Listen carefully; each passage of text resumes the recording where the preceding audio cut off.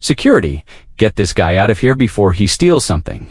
The words sliced through the pristine lobby of NeoTech Industries like a blade, and Jamal Washington froze mid-step, his delivery bag still slung over his shoulder.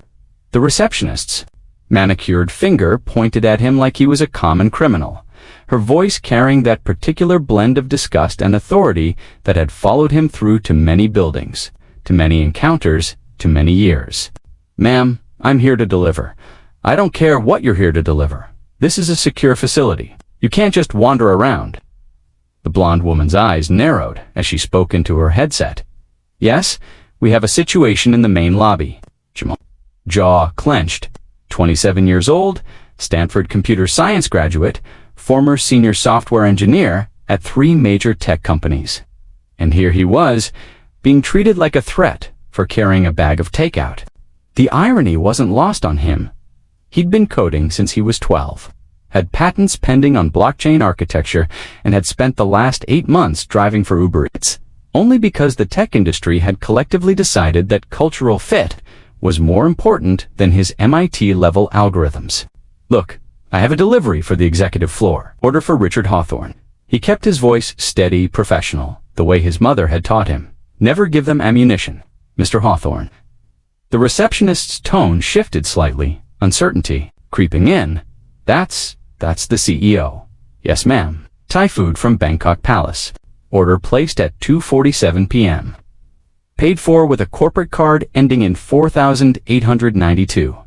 Jamal recited the details like a mantra, each word a small shield against the humiliation.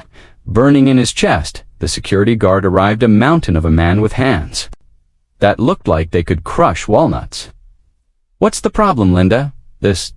person says he has a delivery for Mr. Hawthorne. But you know how these people are. They'll say anything to get inside." Linda's voice dropped to a whisper that wasn't quite quiet enough. "I've seen the news.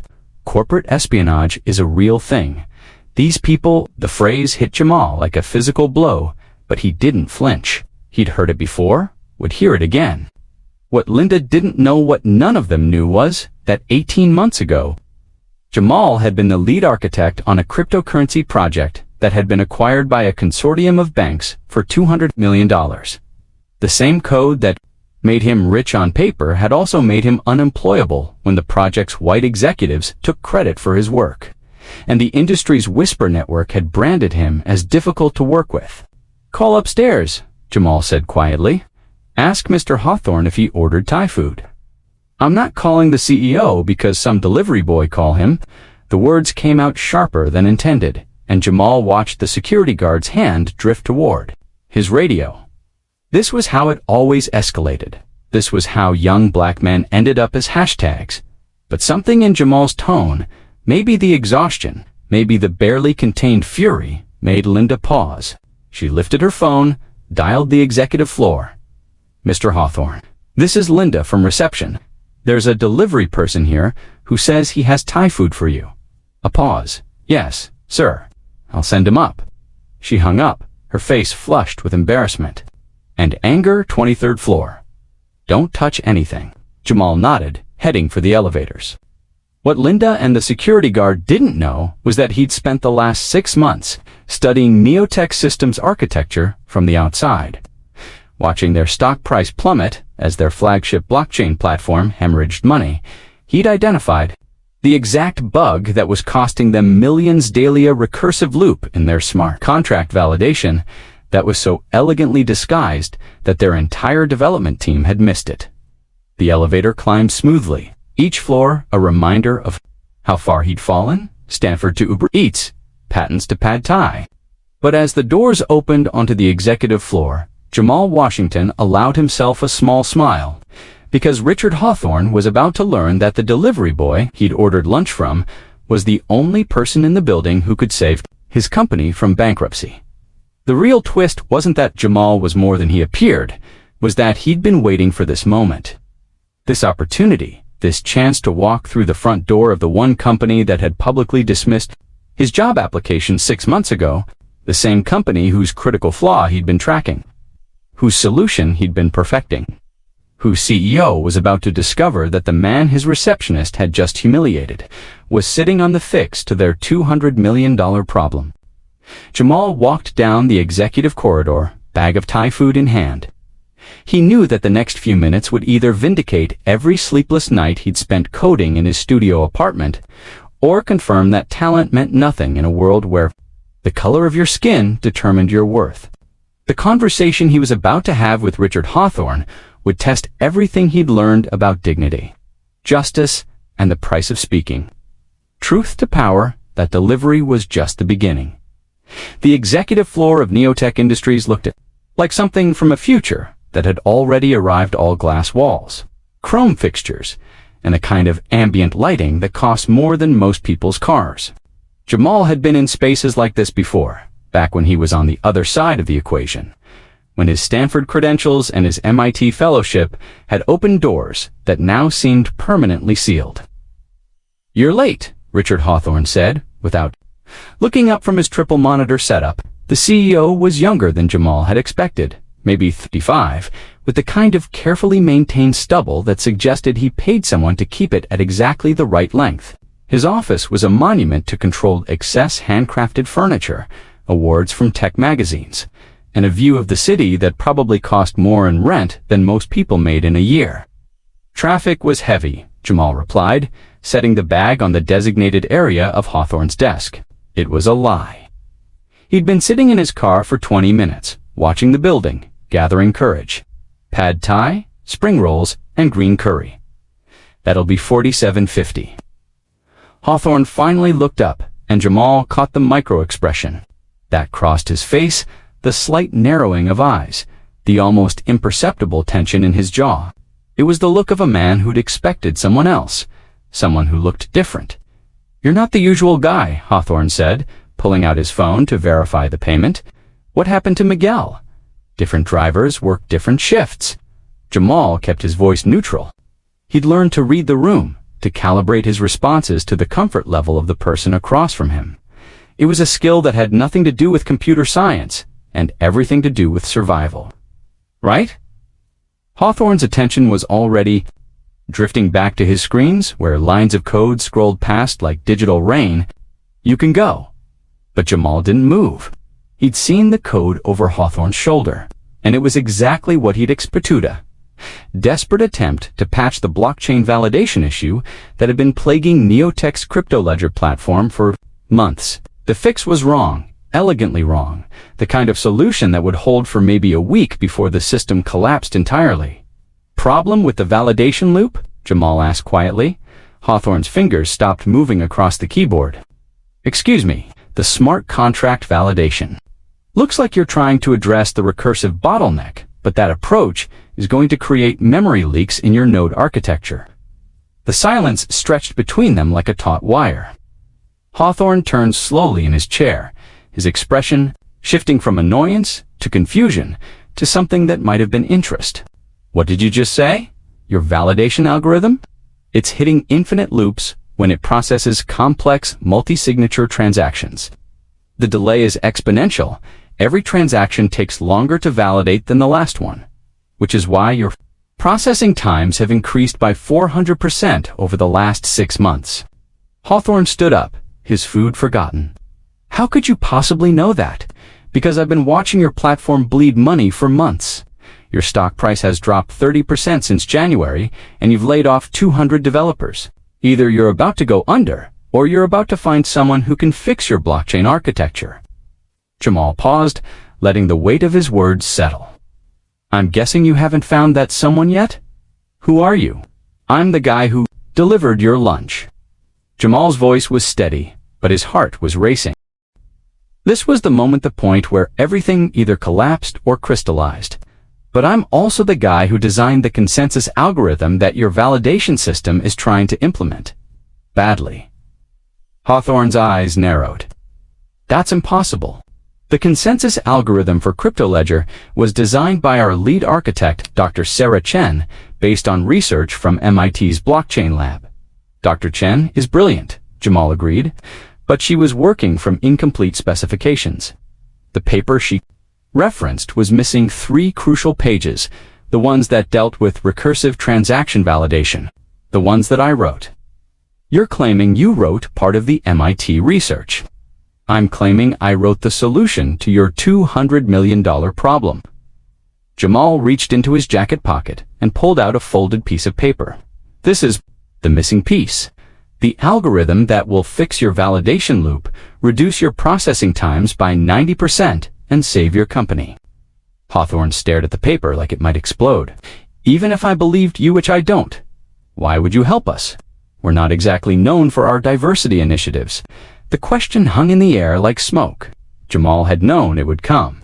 Had prepared for this moment during all those nights when he'd stared at the ceiling of his studio apartment, wondering if talent was enough, if merit mattered, if the American dream was real, or just another algorithmic illusion.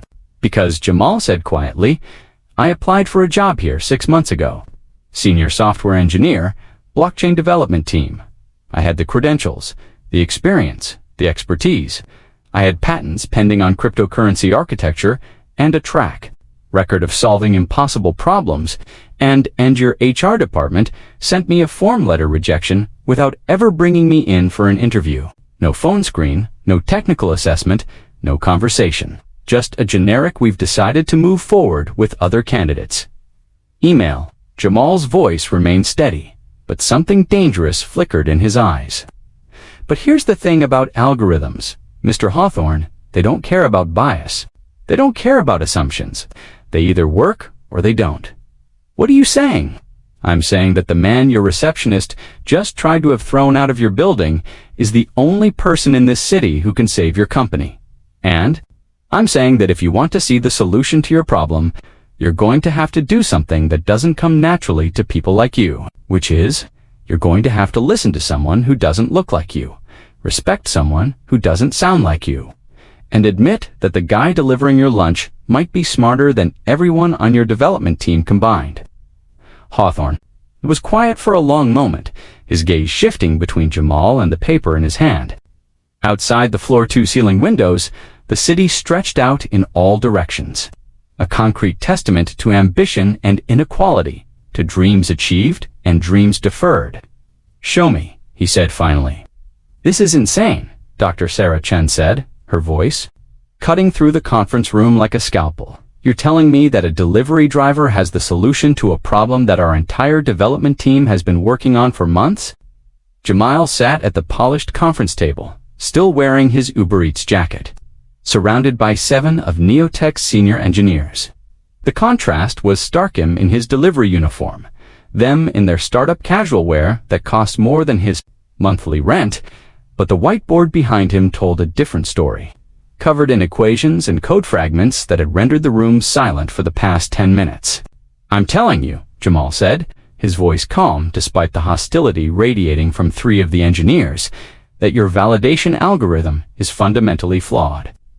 You're treating blockchain transactions like traditional database queries, but they're not. They're recursive mathematical proofs, and every time you try to validate a complex multi-signature transaction, you're essentially asking the system to solve an equation that has no solution. The mathematics are sound, Dr. Chen insisted. She was brilliant. Jamal had read her papers, respected her work, but brilliance and bias weren't mutually exclusive. The algorithm is based on proven cryptographic principles. The principles are fine. The implementation is killing your platform. Jamal stood and walked to the whiteboard, ignoring the way 2 of the engineers shifted uncomfortably in their seats. Look at this line of code. He pointed to a section of the algorithm they'd been debugging. What do you see? A validation loop, said Tom Rodriguez, one of the junior developers. He was the only one who'd made eye contact with Jamal since the meeting began. Right? And what happens when this loop encounters a transaction that references itself? It would continue indefinitely, Tom said slowly, understanding dawning in his eyes. Exactly, infinite recursion. The system keeps trying to validate the same transaction over and over, each iteration, consuming more memory, more processing power, more time. Meanwhile, every other transaction in the queue has to wait. Dr. Chen shook her head. That's impossible. Our stress tests would have caught something like that. Your stress tests, Jamel said, turning back to the room, were designed to test normal transaction volumes. But what happens when someone submits a deliberately complex transaction?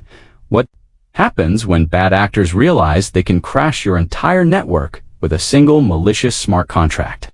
The room fell silent. Jamal could see the realization spreading across their faces like a slow infection. This wasn't just a performance issue, it was a fundamental security vulnerability. Even if you're right, Dr. Chen said, her voice tight. With barely controlled frustration, what makes you think you can fix something that our entire team has been working on? Because, Jamal said, I've seen this problem before. Not the exact same code, but the same mathematical flaw. I encountered it 3 years ago when I was working on the blockchain architecture for CryptoVault. CryptoVault, one of the senior engineers, looked up sharply. That platform was sold to Goldman Sachs for $200 million. That's right. And the reason it was worth $200 million was because I solved the exact same recursive validation problem that you're facing now? You're claiming you worked on CryptoVault? Dr. Chen's voice was skeptical, dismissive. I've read the white papers. The lead architect was David Morrison. David Morrison was the project manager. I was the lead developer. Jamal's voice was steady, but something dangerous flickered in his eyes. David took credit for my work, got the promotion, got the recognition. Meanwhile, I got blacklisted from the industry for being difficult to work with. That's a serious accusation, Dr. Chen said. It's the truth, and it's about to save your company $40 million in lost revenue. Jamal walked back to the whiteboard and began writing. This is the solution. A modified consensus algorithm that processes recursive transactions in parallel rather than sequentially. It's mathematically elegant, computationally efficient, and it will reduce your validation times by 90%. The room watched in silence as Jamal filled the whiteboard with code. His handwriting was precise, confident, the kind of penmanship that came from years of explaining complex concepts to skeptical audiences. The algorithm he outlined was beautiful in its simplicity, a few dozen lines of code that would solve a problem that had been consuming millions of dollars in development resources. This is ... Tom Rodriguez was staring at the whiteboard like he'd seen a miracle. This is brilliant. Why didn't we think of this? Because, said James Peterson, one of the senior engineers, you were too busy assuming the delivery boy couldn't possibly understand blockchain architecture. The accusation hung in the air like smoke. Peterson was older than the rest of them, maybe 50, with the kind of weathered face that suggested he'd been fighting these battles for a long time. That's not fair, Dr. Chen protested. We couldn't have known? Couldn't have known what? Peterson interrupted. That intelligence doesn't come with a particular color. That talent doesn't require a particular pedigree. That the guy who knows more about blockchain validation than anyone in this room might not look like what you expected. The room fell silent again, but this time the silence was different, uncomfortable, charged. I don't think we need to make this about race, Dr. Chen said quietly. It's always been about race, Jamal said, his voice cutting through the tension like a blade. It was about race when your HR department rejected my application without an interview. It was about race when your receptionist tried to have me thrown out of the building. It's about race right now, as half of you sit there wondering if I'm really qualified to solve this problem, or if I'm just a lucky guesser who happened to stumble onto the right answer. That's not true, Dr. Chen said, but her voice lacked conviction. Isn't it? Jamal turned to face her directly. Dr. Chen, you've been working on this problem for 6 months. You've had teams of engineers, unlimited resources, access to the best minds in the industry. And in 10 minutes, a delivery driver with no formal connection to your company has outlined a solution that you know is correct. The solution is elegant, Dr. Chen admitted reluctantly. So the question isn't whether I'm qualified. The question is whether you're prepared to admit that the system you've been defending, the hiring practices you've been supporting, the assumptions you've been making about who deserves a seat at the table, all of it has been keeping you from finding the answer that was right in front of you. Dr. Chen stared at the whiteboard, her expression unreadable. Around the table, the other engineers shifted uncomfortably, some studying their hands, others stealing glances at Jamal. "How do we know it will work?" she asked finally. "Because," Jamal said, "I'm about to show you." The development lab at NeoTech was a cathedral of technology, dozens of high-end workstations, wall-mounted monitors displaying real-time analytics, and the kind of ambient hum that came from millions of dollars worth of computing power working in perfect harmony. Jamal sat at a borrowed workstation, his fingers dancing across the keyboard with the fluid precision of a concert pianist. "Processing speed is up 89%, Tom Rodriguez called out from his monitoring station. "Memory usage is down 67%. This is impossible." But it wasn't impossible. It was happening in real time, displayed on the massive wall monitors for everyone to see. Jamal's algorithm was transforming NeoTech's blockchain validation system, turning a sluggish resource processed into something that moved like liquid lightning. "How long did it take you to write this?" Dr. Chen asked, leaning over Jamal's shoulder to watch the code compile. "The core algorithm. About 2 hours. But I've been thinking about this problem for 3 years." Jamal's fingers never paused as he spoke. "Ever since I solved it the first time, I've been refining it, optimizing it, making it better. And you never published it. Never shared it with the academic community." "Hard to publish when you're blacklisted from the industry," Jamal said without looking up. "Besides, who would have believed me? A black developer claiming he'd solved a fundamental problem in blockchain architecture. The gatekeepers of this industry don't exactly have a track record of listening to people like me." The room fell silent, except for the clicking of keyboards and the hum of processors. Richard Hawthorne stood at the back of the lab, watching the transformation of his company's flagship platform with the expression of a man who just witnessed a miracle. "Transaction validation time, 0.3 seconds, Tom announced. "Previous average, 4.7 seconds. This is a 93% improvement." "It's not just the speed," James Peterson added, studying the memory allocation displays. "The system is using less computational resources while processing more transactions. This is going to save us millions in infrastructure costs." "It's going to save us more than that," Hawthorne said quietly. "We were 3 weeks away from bankruptcy. Our investors were pulling out. Our clients were jumping ship. This algorithm doesn't just fix our platform, it saves the company." Jamal finally looked up from his workstation. "There's one more thing," he said. "The algorithm I just implemented, it's not just fixing your current problems. It's making your platform scalable to handle 10 times your current transaction volume without any additional hardware. 10 times.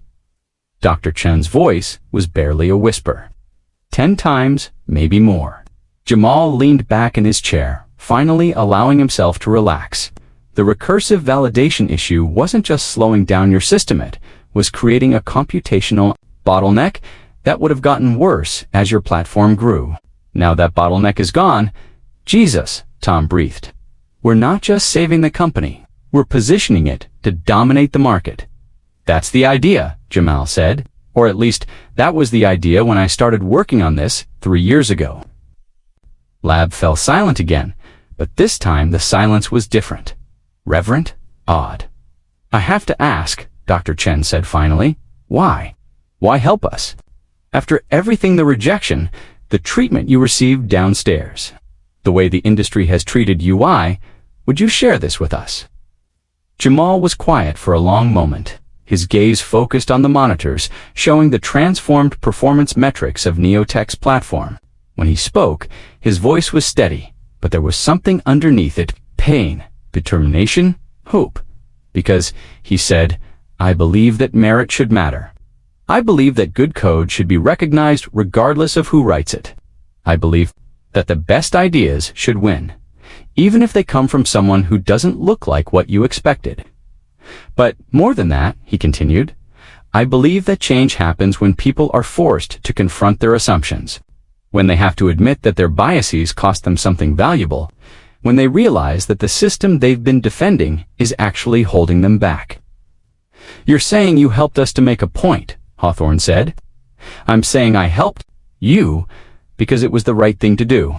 But yes, I'm also hoping that the next time someone who looks like me walks into your building, they won't be treated like a threat.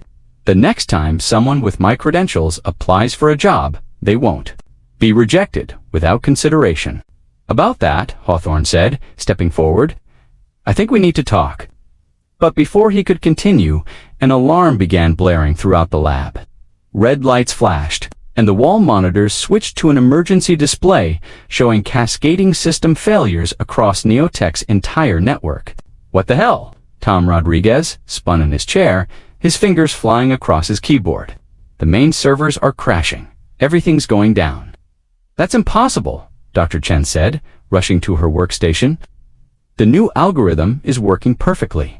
The performance metrics are better than ever. It's not the algorithm, Jamal said, his voice cutting through the chaos. He was staring at his screen, his expression grim. Someone's attacking the system. Attacking. Hawthorne's voice was sharp with panic.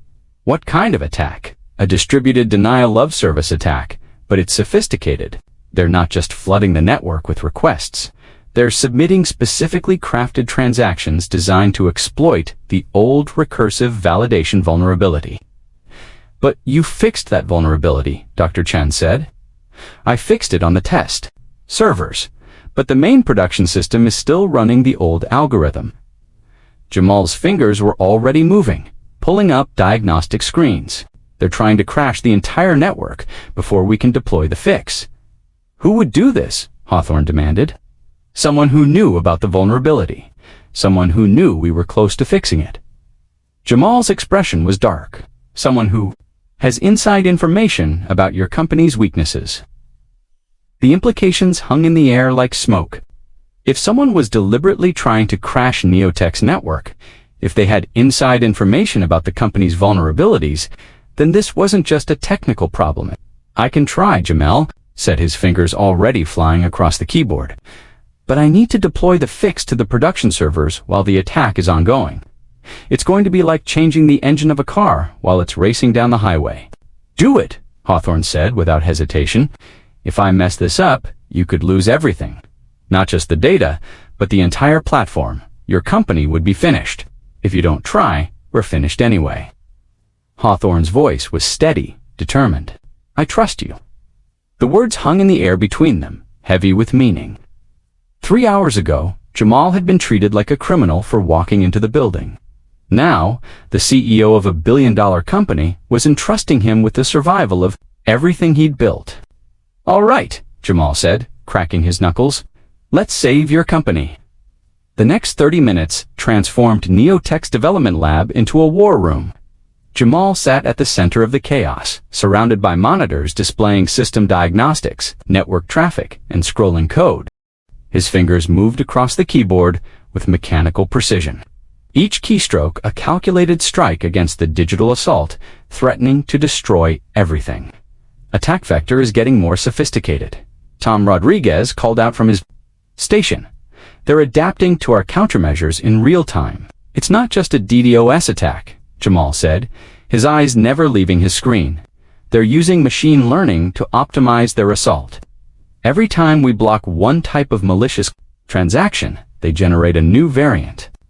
How is that possible? Dr. Chen asked, her voice tight with stress. Because, Jamal said grimly, whoever's doing this has access to your source code. They know exactly how your validation system works, and they're using that knowledge to craft transactions that will cause maximum damage. The implications were staggering. This wasn't just an external attack, it was an inside job. Network traffic is up 400%, James Peterson announced. Our servers are buckling under the load. Main database is showing signs of corruption, Tom added. If this continues, we're going to lose everything. How long until you can deploy the fix? Hawthorne asked, his voice barely controlled. I'm working as fast as I can, Jamal replied, but I have to be careful. One wrong line of code, and we could crash the entire system ourselves. The attackers are getting more aggressive, Dr. Chen said, studying the network traffic patterns. They're not just trying to crash the system, they're trying to steal data. Customer information, financial records, proprietary algorithms. They're Going for everything, Jamal confirmed. Who would have access to this level of information? Hawthorne demanded. Someone with administrative privileges. Someone who's been inside the system for months, mapping vulnerabilities, planning this attack. Jamal's fingers never paused as he spoke. Someone who knew we were close to deploying a fix. The room fell silent, except for the clicking of keyboards and the hum of overworked servers. Everyone was thinking the same thing, but no one wanted to say it out loud. It's someone in this room, Dr. Chen said finally, her voice barely above a whisper. Or someone who has access to the same information, Jamal countered. Former employee, contractor, someone with legitimate access who's been turned. Does it matter? Hawthorne asked. Right now, the only thing that matters is stopping this attack. Agreed, Jamal said, but his mind was working on multiple levels. The attack patterns were sophisticated, but they were also familiar. He'd seen this type of assault before, back when he was working on CryptoVault, the same methodical approach, the same machine learning optimization, the same focus on data extraction rather than simple destruction. Wait, he said suddenly, his fingers freezing over the keyboard. I know this attack signature. What do you mean? Dr. Chen asked.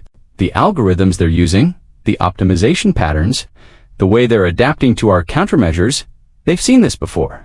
3 years ago, when CryptoVault was attacked right before we were acquired by Goldman Sachs, the same type of attack, Hawthorne asked. Not just the same type, the same exact methodology. Same codebase, same machine learning models, same digital fingerprints. Jamal's voice was grim. This isn't a coincidence. Whoever attacked CryptoVault is attacking you now. But who would have access to both companies' systems? Dr. Chen asked. Someone who worked on both projects, someone who had inside knowledge. Of both platforms, Jamal's mind was racing, connecting dots that had been scattered across 3 years of professional betrayal and industry blacklisting. Someone who's been using stolen code to build a career while destroying the people who created it? You're talking about David Morrison, Tom said quietly. I'm talking about the man who stole my work, took credit for my algorithms, and has been using my code to build his reputation in this industry. Jamal's voice was steady, but there was steel underneath. David Morrison didn't just steal my work, he's been systematically destroying any company that might expose his theft. That's a serious accusation, Dr. Chen said.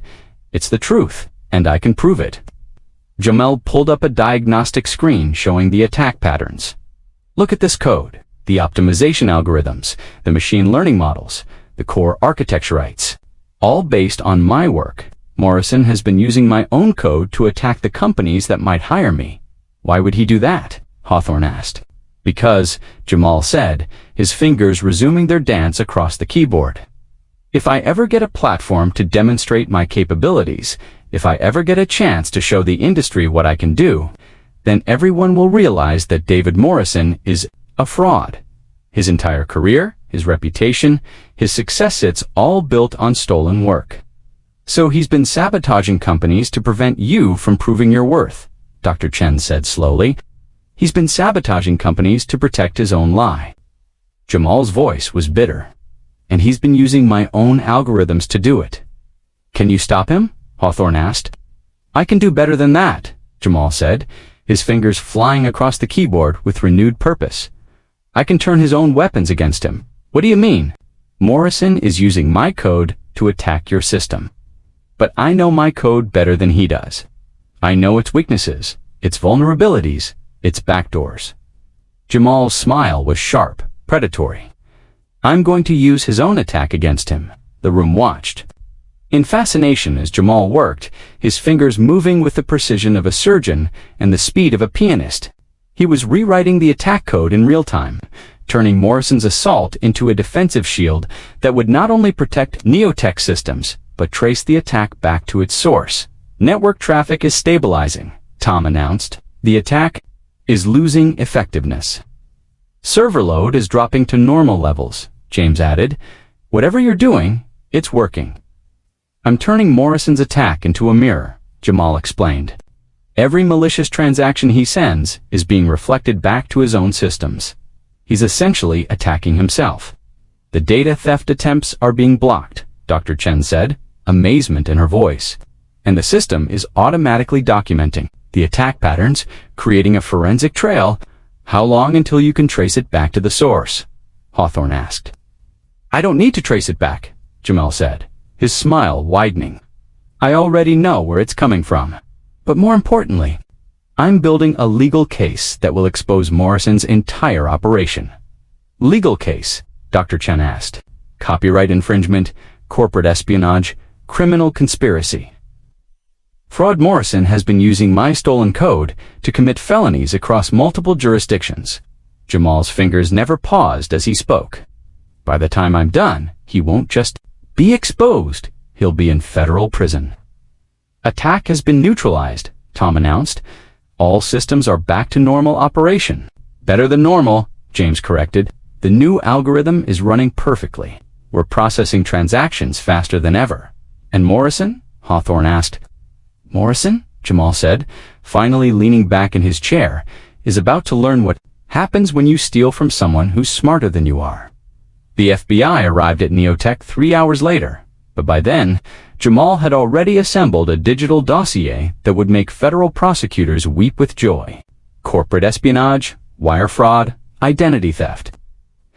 Computer intrusion. David Morrison's 3-year crime spree had been meticulously documented, traced, and packaged into an airtight case that would reshape the entire tech industry's understanding of intellectual property theft. This is remarkable work, Special Agent Sarah Martinez said, scrolling through the evidence on her tablet. We've been tracking Morrison for 2 years, but we could never connect all the pieces. You've handed us a complete roadmap of his criminal enterprise. It wasn't hard, Jamal said, his voice steady despite the exhaustion that came from 36 hours of continuous coding. Morrison made one critical mistake. He kept using my algorithms.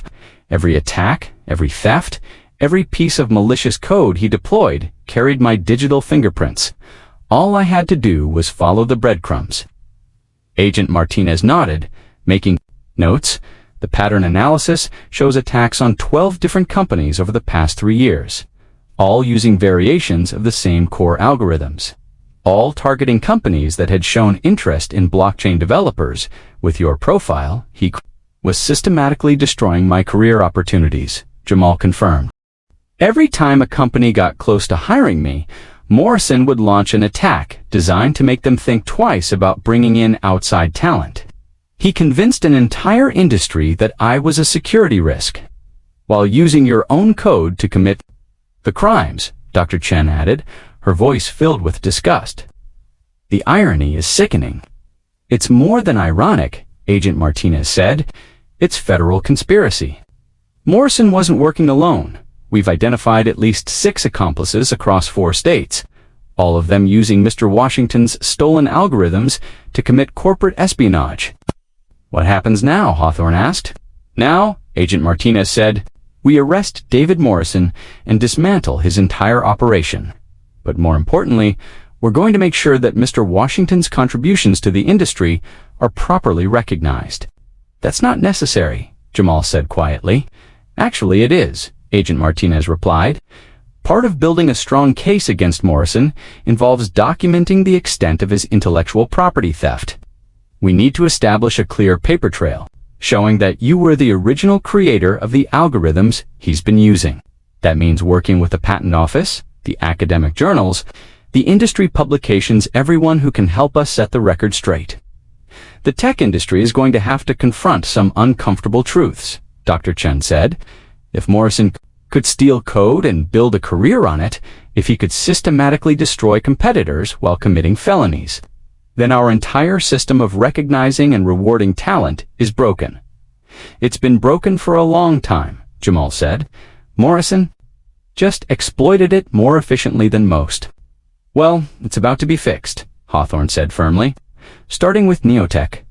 What do you mean? Jamal asked. I mean, Hawthorne said that we're going to make this right. All of it. The job you should have gotten 6 months ago. The recognition you deserve. The opportunities you've been denied. We're going to fix all of it. Mr. Hawthorne, Jamal said carefully, I appreciate the sentiment, but I don't want charity. I don't want to be hired because you feel guilty about what happened. This isn't charity, Hawthorne replied. "This is business. You just saved my company from bankruptcy, exposed a criminal conspiracy, and demonstrated technical abilities that exceed anyone else in the industry. Hiring you isn't an act of conscience. It's the smartest business decision I've ever made." "What are you offering?" Jamal asked. "Chief Technology Officer, full equity package, signing bonus, and complete autonomy over our technical direction. You'll be building the future of blockchain technology, and you'll be doing it with the full support of a company that finally understands what it means to recognize real talent." The room fell silent. Jamal stared at Hawthorne, processing the offer, the vindication, the complete reversal of everything he'd experienced over the past 3 years. "There's one condition," Jamal said finally. "Name it." "I want to rebuild your entire hiring process. No more unconscious bias, no more assumptions about who belongs in tech.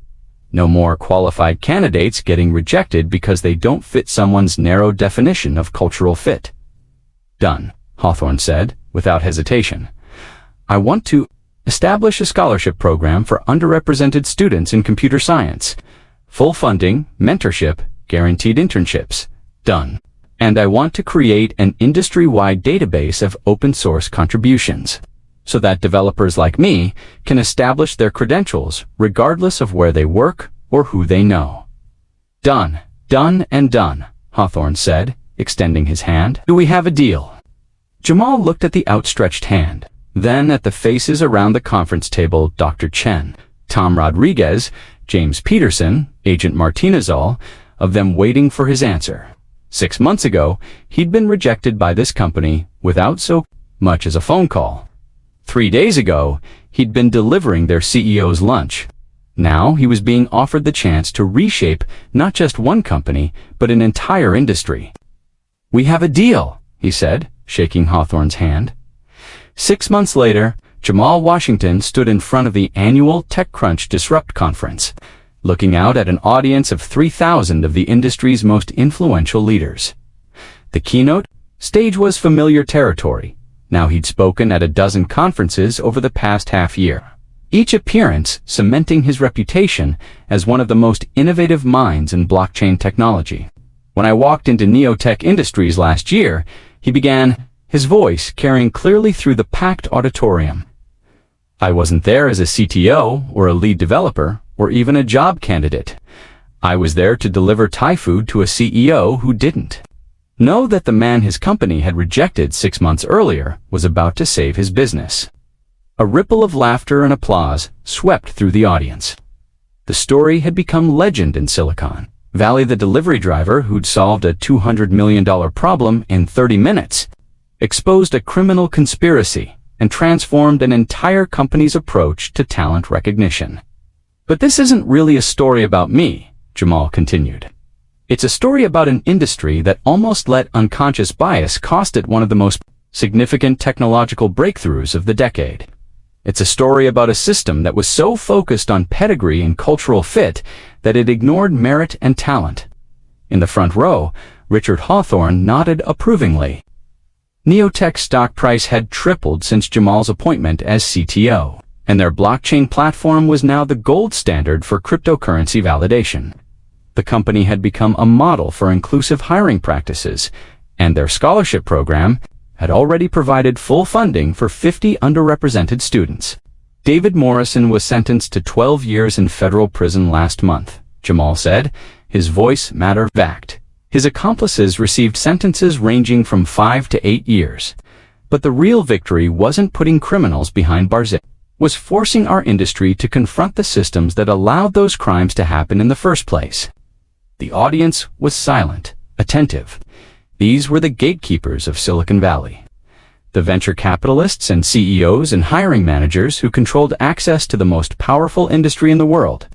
They were listening, really listening, in a way that Jamal had never experienced before. The algorithms that Morrison stole, the code that he used to build his reputation and commit his crimes, that work is now open source. Every developer in the world has access to it. Every company can benefit from it. Every student can learn from it. Jamal paused, letting the weight of his words settle. Because talent doesn't belong to any one person or company or demographic. It belongs to everyone. The applause was thunderous, sustained, the kind of ovation that marked a turning point in industry culture. But Jamal wasn't finished. 6 months ago, I was delivering food to survive. Today, I'm leading the development of technology that will reshape global finance. That transformation didn't happen because I changed. It happened because one company was forced to confront its assumptions about who deserves a seat at the table. He gestured to the audience, his voice growing stronger, more passionate. How? Many more innovations are we missing because we're not looking in the right places? How many brilliant minds are we overlooking because they don't fit our preconceived notions about what talent looks like? How many problems could we solve if we started judging people by their capabilities rather than their connections? The questions hung in the air like a challenge. In the audience, venture capitalists shifted uncomfortably. CEOs made notes on their phones, and HR directors began mentally reviewing their hiring practices. The future of technology isn't going to be built by the same people who built the past, Jamal concluded. It's going to be built by the people we haven't been listening to, the voices we haven't been hearing, the talent we haven't been recognizing. The only question is whether we're going to find them, or whether we're going to keep letting them deliver our lunch while we struggle to solve problems they could fix in minutes. The standing ovation lasted for 5 minutes. But more importantly, it marked the beginning of a conversation that would reshape Silicon Valley's approach to talent, diversity, and inclusion for years to come. Later that evening, at the conference after-party, Jamal found himself surrounded by entrepreneurs, investors, and developers who wanted to share their own stories of overlooked talent and missed opportunities. The conversation was different, now more honest, more focused on systemic change than individual success. It's not enough to tell the story, Dr. Chen said, joining him at the bar. She'd left NeoTech 3 months earlier to start her own company, focused on developing AI tools to eliminate bias in technical hiring. We have to make sure it never happens again. Agreed, Jamal said, raising his glass. To the brilliant minds we haven't met yet, working jobs that don't challenge them, waiting for someone to recognize their potential. To the delivery drivers who might be CTOs, Dr. Chen added with a smile, to the future we're going to build. Together, Jamal concluded. As they toasted, Jamal caught sight of his reflection in the mirror behind the bar. 6 months ago, he'd been a man carrying takeout in a corporate lobby, treated like an intruder in his own industry. Now, he was a leader, a voice for change, a symbol of what was possible when talent was recognized, regardless of its packaging. The transformation wasn't just personal, it was institutional. NeoTech had become a model for inclusive hiring. Morrison's criminal network had been dismantled. The industry was slowly, grudgingly, beginning to examine its own biases and assumptions. But more importantly, Jamal Washington had proved that merit mattered, that brilliance could emerge from anywhere, and that the most dangerous thing in Silicon Valley wasn't criminal hackers or corporate espionage. It was the unconscious bias that caused companies to overlook the very people who could save them. The delivery had been completed. The real work was just beginning.